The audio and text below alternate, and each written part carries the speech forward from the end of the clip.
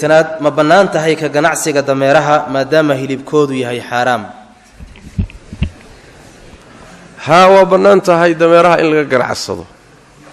بإجماع العلماء خلافكم أجر عصقري إجماع عاس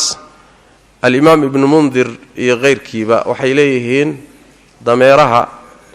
يبقلها حتى دقاقة دورشوكتا وحي لا استعماله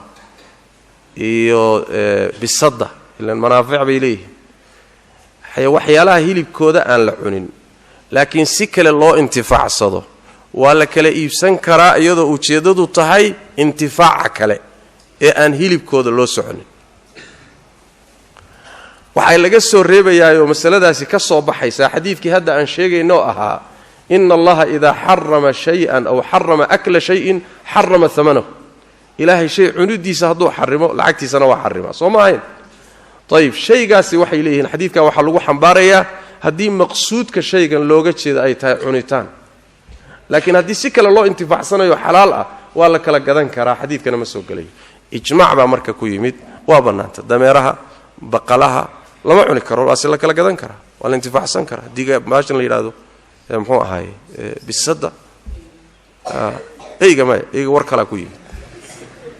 ayga isaga war kala ku yimid khilaaf ba ku jira isaga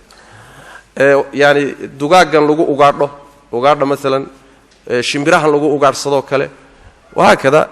kuwa hilibkooda la cuni karina cidada ku ugaarsado kuwa iyaga ah manaafacaad kale oo loo iibsan kara waxa la midaba oo meel fog jirin ba adoonka يا الضوء صلى كلا جدًا جري